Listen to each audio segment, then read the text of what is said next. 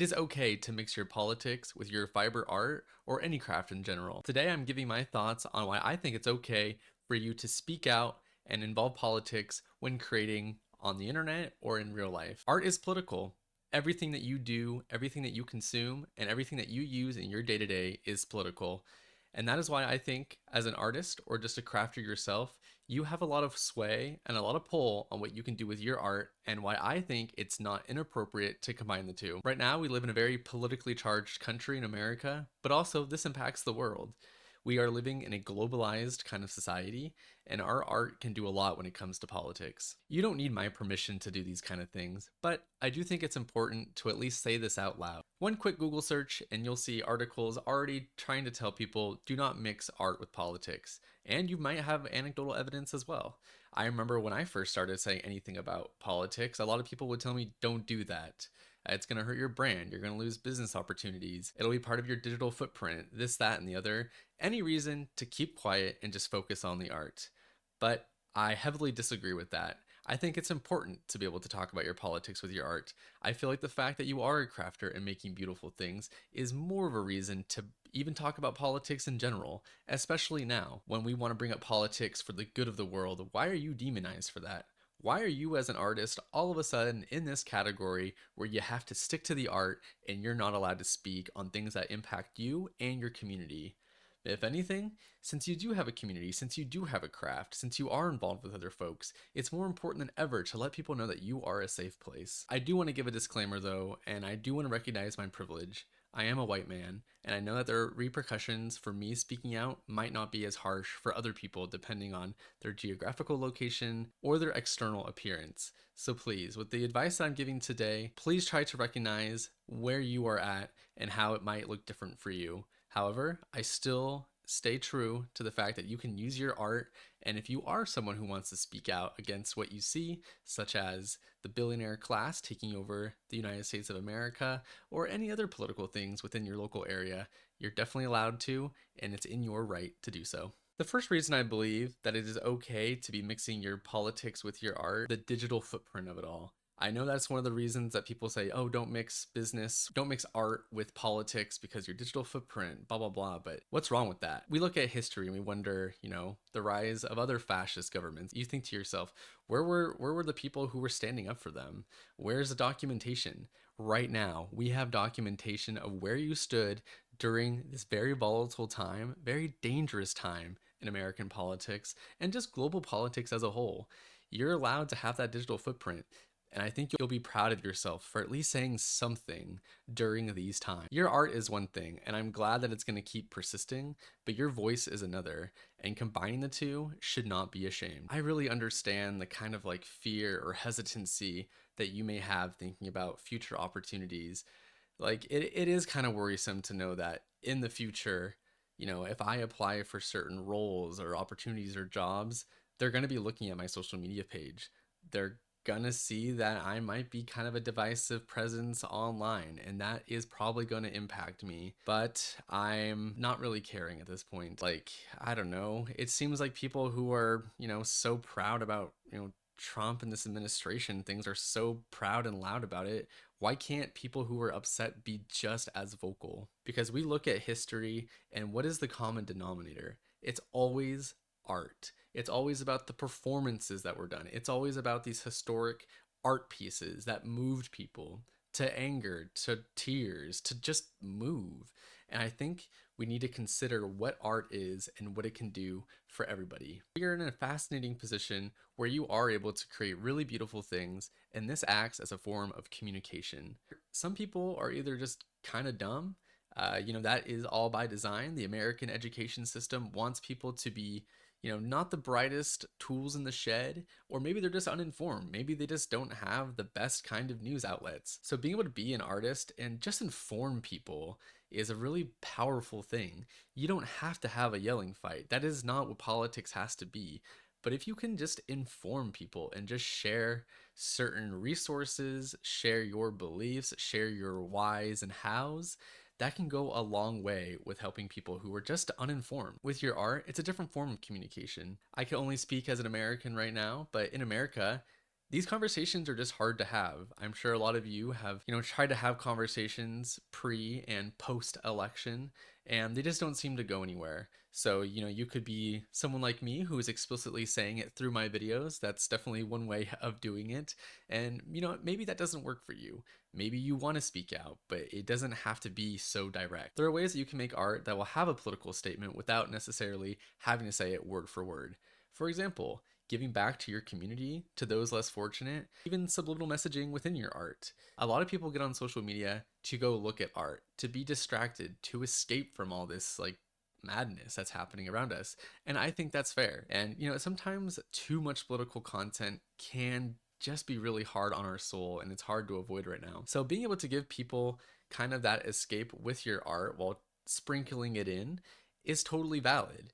It's kind of a win-win. People want to stay grounded. People want to at least know what's going on. Having a common ground or interest with someone that you see on the internet with like a craft like this, that can go a long way compared to two people who have no common ground. Another reason why I think it's okay right now in this political climate to be mixing your politics with your art or fiber crafts, it is really important for people to know who they're supporting, who they're engaging with, who they're giving their dollars to. And I think if you're not a creator, if you're someone who just spends your dollars, it's important for you to know who you're, contributing to. You don't have to be completely outward and always talking politics, but just knowing that their heart is in the right place and not brainwashed by what we see, I think that's really important. And, especially when it comes to engagement in dollars, sometimes your messaging isn't enough, and sometimes you kind of have to fight back with your wallet.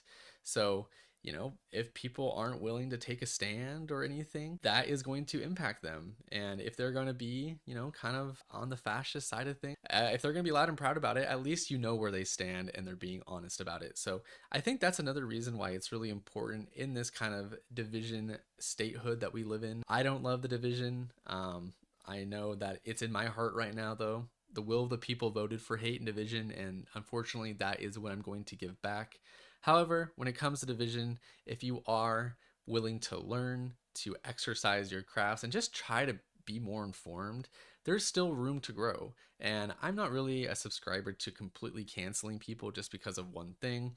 Yes, I am still filled with anger towards people who voted for Donald Trump, but I do think moving forward, we do have to combat this, and we do have to get people to understand this mistake and the gravity of it all.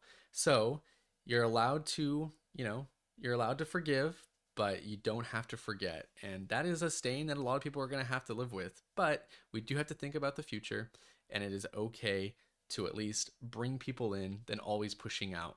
We do have to do the hard work and spread the messaging about why this is all so wrong. This next point is for people who post online, content creators. I do want to talk to you about, kind of the losing opportunity with brands. I know that can be scary, and I know that can be difficult. My general blanket statement is it just shouldn't matter. Like, do you want to work with a brand that doesn't agree with your politics? Do you want to have an opportunity that you have to swallow those things just for an opportunity? You are kind of walking a fine line right now. Things are going to be tough financially and economically for a lot of folks. So, sometimes you kind of have to swallow things, but I don't think you should worry about the brand opportunities. I think more opportunities will come your way, and I think they'll come without having to give up so much of your morality to it. I don't think it's ever going to be worth it. We have a lot of time on this earth, ideally, and things will come. You just have to keep being consistent. I know that we're kind of swinging into this fascist, conservative, traditional, kind of trends and everything, but it is okay to stand up for your beliefs. There are so many people. There's over 70 million people who voted for the right side of history during the election in America. I know that wasn't the outcome, but there are still communities and brands and opportunities and companies that still see you for your worth. I myself am one of them, and I really appreciate having you in the community. And it kind of feels like nowadays you do have to pick a side. That's just how extreme politics have gotten, and I don't love it, but it does feel like kind of the reality of it. If you don't really agree with that, I would love for you to educate me down in the comments below. It's just unfortunate, and it's just the propaganda that we've had years and years of dealing with. So as we navigate through these current political climate, you do have to pick a side. and I choose the side of anti-fascism. Let's talk about how this is going to impact your inner circles, your friends and loved ones. Yes, there is going to be conflict. Yes, there might even be, giant strains on relationships, but a lot of people voted for that. And if you're not okay with these things, it's okay to say that. You have boundaries, you have morals. And also, some people might see your politics as quote unquote spreading hate, but you're not. You're allowed to be angry. Crochet, fiber arts, or art in general is emotional. You're allowed to feel the way you're feeling. And if your friends and loved ones aren't even willing to hear you out, it might not be worth it. There are so many different people that you can meet who are like-minded, who don't want to necessarily be stuck in an echo chamber. They aren't going down the alt-right pipeline. And I have to wonder, how radical can you really be? What? You believe in universal health care? You believe children shouldn't be in debt for school lunches? And maybe you don't agree that the President of the United States should be a king. To me, these don't sound so radical. If they don't agree with you that losing rights or personal freedoms is an issue, then they really need to look inward, and I think you do too, to decide, is it worth it for me to keep quiet? And my final point on why I think it's okay to mix art and politics is because who else is going to do it? Right now, you are here listening to my video, so clearly you're interested or have some sort of notion that this is important right now. It is a little scary. It's a little scary to be vulnerable, to be outspoken, and to be loud. But right now is the time to do it. If you are in an orbit where people aren't doing it, are you going to wait for someone to inspire you? Be the person who inspires. You don't have to have experience doing these things. Just say something. I am nervous talking to the camera right now. I am nervous to post this video and all my other videos I've been nervous about. I am nervous for my community, but taking the first step might just make you an ally or two and make things a little bit easier. We are focused on community now. We know that the government is not here for us, and we know that community is going to be the most important thing right now.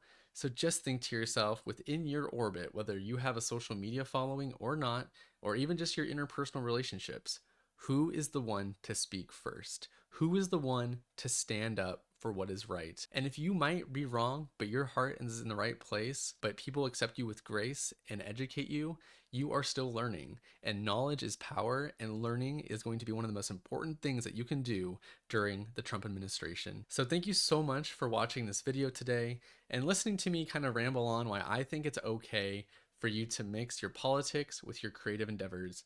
I really wish someone had told me that when I first started speaking out. And, this you can kind of look at this as the other side. If you're a fascist and thinking, oh, he's saying that I can post whatever I believe. Sure, I guess. I believe in freedom of speech, but I am speaking to those who want to be on the right side of history, who believe in human rights, and who want to live in a world that isn't just so maddening.